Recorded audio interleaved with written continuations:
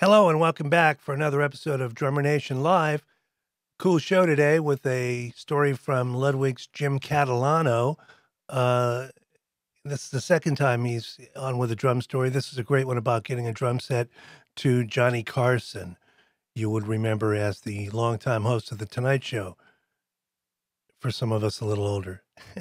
And then another segment I'm doing on drumsticks I think sound good on cymbals. What kind, not necessarily every stick and model, but what to look for with that. All coming your way next on Drummer Nation Live. Stay with us. It's time for Drummer Nation.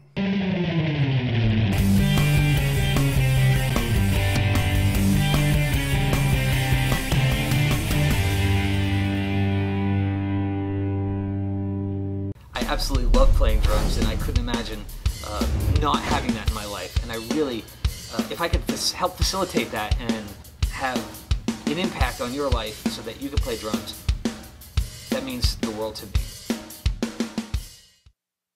Hey everybody, how you doing? This is Bobby A, and today I wanted to tell you about how much I really love the Hudson Music digital app. Okay, now, check it out. It's an app that you can get for your device, and you can purchase books from the Hudson Music digital store and have them stored right on your device. The great thing about it is you always have it with you, and any content that might be video related or music related is right there at your fingertips. It's a wonderful resource.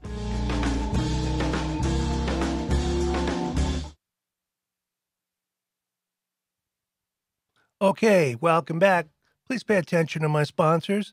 They make the show go round, and they're good people and good products, good business models. And I certainly appreciate them. I hope you do too.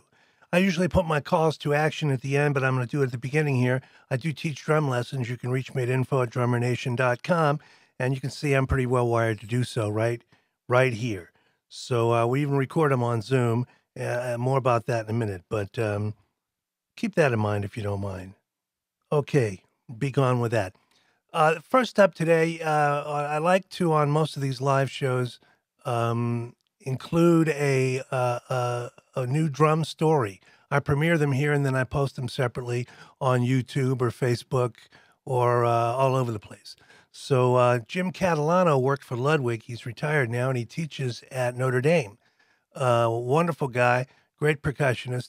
And he's got a second story. The last one was about how Ludwig came to sign Neil Peart. And this one is about getting a kit to Johnny Carson when he was the host of The Tonight Show. Then after that, I have something else for you. But let's get right to Jim. Here he is.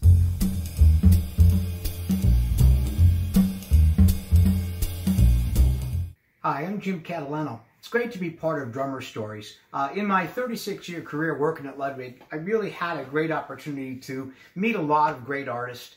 And I'd like to tell you one of these stories about someone that maybe you didn't know was a drummer. He goes way back. There was a guy that was on The Tonight Show, which is like what Jimmy Fallon is today, only back in the 60s, 70s, 80s, and the first part of the 90s. It was a guy named Johnny Carson.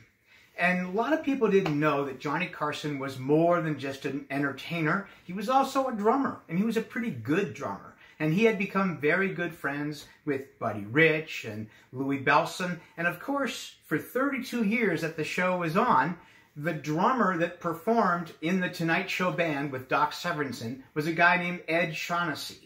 So when I joined Ludwig in 1983, meeting Ed Shaughnessy was a really big deal for me. I got opportunities to go to see The Tonight Show, got to, I'm not going to say, shake hands with Johnny Carson, but I got to meet him. He was a very quiet, kind of reserved kind of individual. Meeting Johnny Carson is a little bit like meeting a Beatle. And so I revered him so much, but, you had to keep your distance.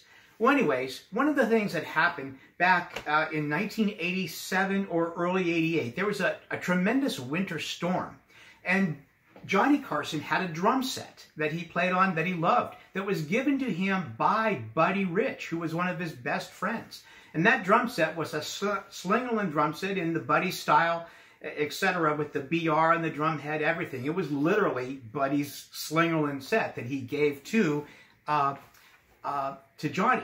Well, there was a great winter storm that actually destroyed part of Johnny's beach house that he had in Malibu. I don't know how much of the house was destroyed, but whatever was destroyed, it took out the part of the house that had the drum set in it, and it was gone. Ed Shaughnessy called me and he told me all about this, and he said, Jim, can we replace that drum set with a Ludwig drum set in the Buddy Rich style with white marine pearl, etc.? So that's what we went about building in our Ludwig factory in Monroe, North Carolina. And we sent the drum set not to Johnny, but to Ed Shaughnessy.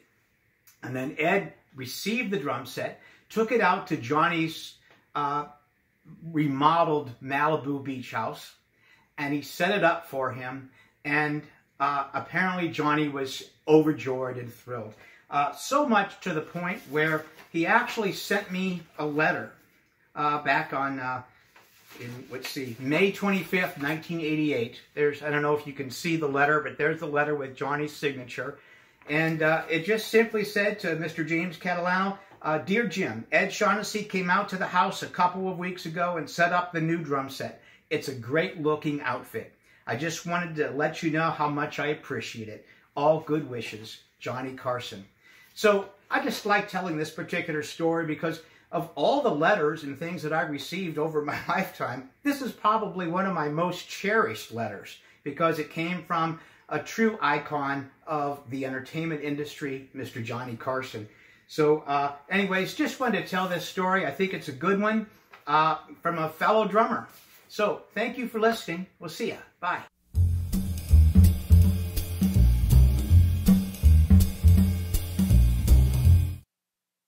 Drummers who prefer dark cymbals with fast responses will love the HH Vanguard series from Sabian. Vanguard provides an elegant, complex sound that is always musical. Each model is fully hand-hammered to be thin and light, with a flatter profile for a deep fundamental tone and a smaller, musically integrated bell. The result is a clean, woody stick definition with exceptional articulation and responsiveness. Find detailed information at Sabian.com/Vanguard. Okay, thank you, Jim, for that great story. Jim is a Drummer Nation veteran.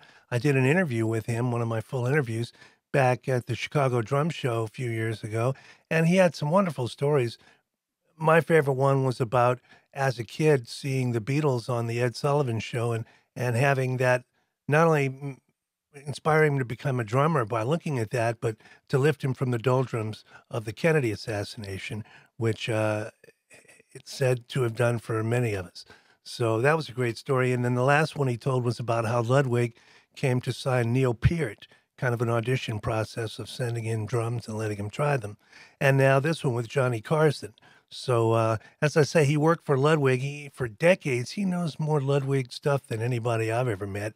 And such a nice guy, and always a pal, always a contributor when I ask him to be. So thank you for that.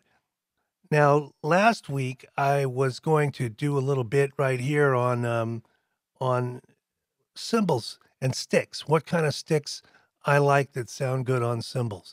And I ended up forgetting about it because I was preoccupied with some other technical things. So I promised I'd do it this week. Well, it turned out I was teaching a student last week, and this came up. And I thought, because I tape all the lessons, by the way, which is very cool. You do Zoom lessons, you hit record if you're teaching kids, minors under 18. I record them all, and I just send the parents a copy of it. It records to the net, to the cloud, and they get a copy, and they can save it or delete it or whatever. It's a nice thing for a lot of reasons, to hear yourself, to hear the students. They can hear themselves practicing or playing to tracks. Also, just keeping everything on the up and up. I really like that. So anyway, I happened to cover this topic with my student, and I thought, well, I'll just snip that part and play it here instead of saying it all again. It came out pretty well. So this is my opinion about drumsticks. You know, anybody can use any stick on anything they want. So don't tell me, oh, well, Tony Williams used 2 Bs later in life. Well, maybe he did. Everybody uses whatever they want. But as a rule, there's a tip I look for, several types, on drumsticks because I think they sound good on cymbals.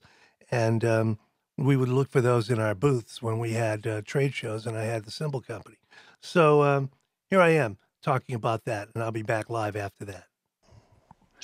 See this? This is the biggest stick bag I ever saw in my life. I bought it at a trade show. You ready? You ready? You ready? Now, there's a reason I'm showing you this.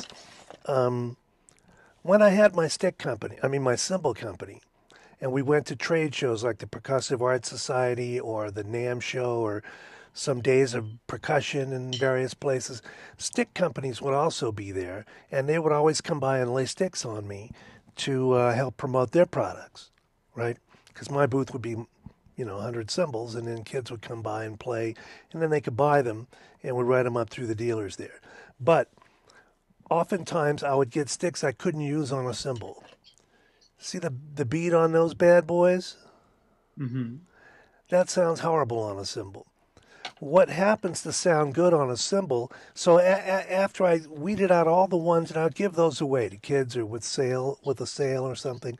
So the ones I ended up saving were the ones that sounded good on a cymbal. Not these. This is from a Broadway show or something. So let's pull out a few and see what they have in common. See the tip on that? See the tip on that?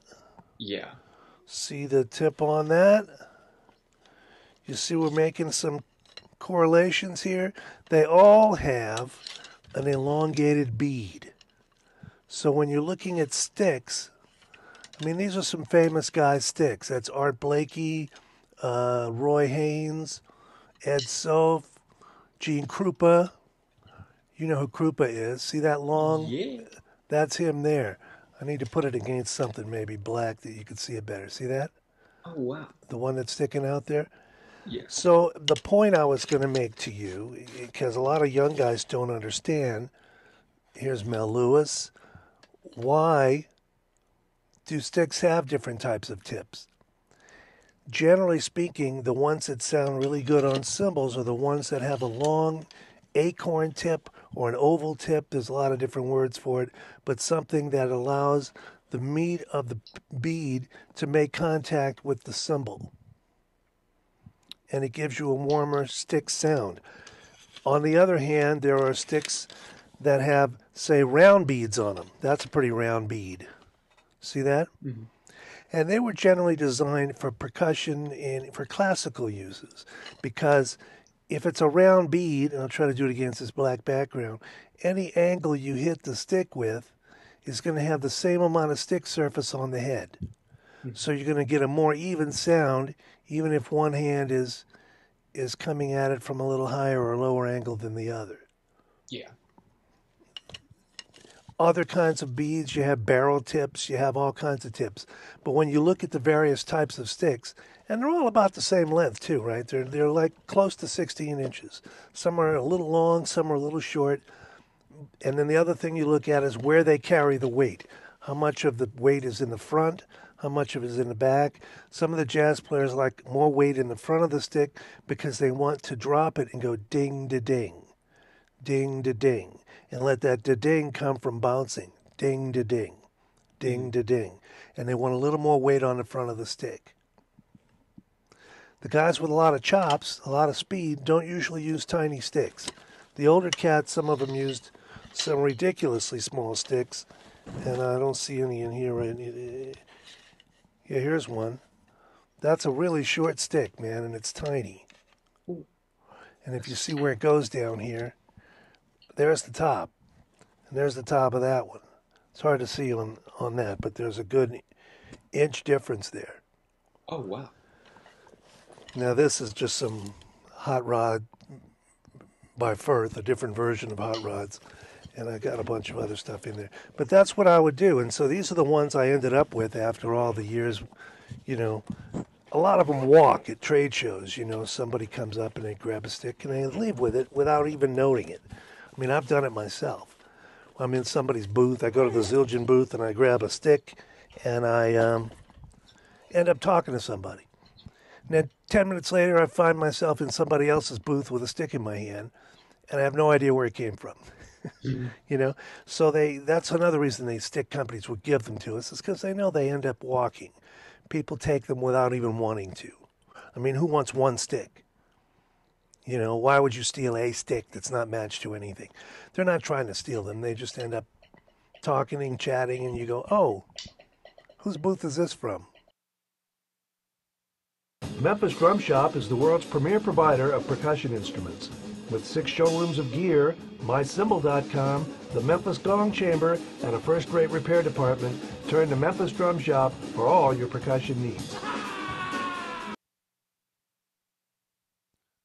Okay, those, of course, are my opinions only, about drumsticks and cymbals. See what you think, but keep in mind that there's a reason sticks are made the way they do, where they carry their weight, how long they are, what kind of beads they have, what kind of tapers, whether they're hickory, which is the most common wood, or oak, which is heavier, or maple, which is lighter.